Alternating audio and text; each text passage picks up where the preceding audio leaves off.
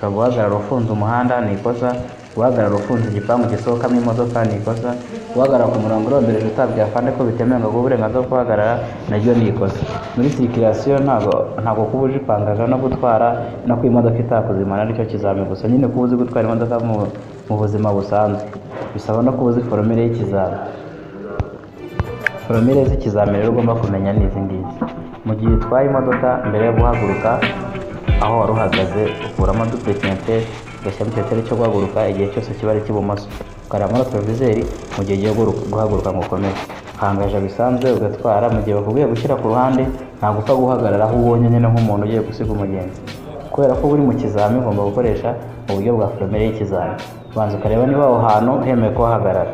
Ahantu hatemewe guhagarara uzabwirwa n'iki? Igihe ugiye guhagarara ahantu hari agahanda kinjira mu wo urimo, hari igipangu gisohokera aho ugiye guhagarara, mu gihe no ku muhanda ugiye guhagarara hari umurongo urombereje, aho hantu ntabwo aba hemewe kuhagarara.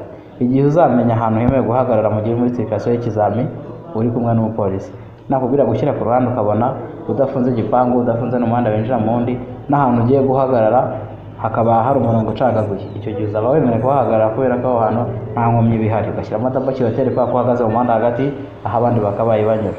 Iyo bakubwiye ngo dukomeze imbere ntabwo ugendera muri double kilometero, zikuramo ugashyiramo ikilometero cyo guhaguruka. Mbere yo guhaguruka uranza ukareba muri retroviseri ku ruhande rw'iburyo kugira ngo urebe ko inyuma yawe nta kinyabiziga cyabuze panche cyangwa cyahagurutse mbere yuko nawe uhaguruka mukaba mwagongana. Ibyo byose umaze kubicekinga urahaguruka ugakomeza imbere. Hari ukuntu babwira umunyeshuri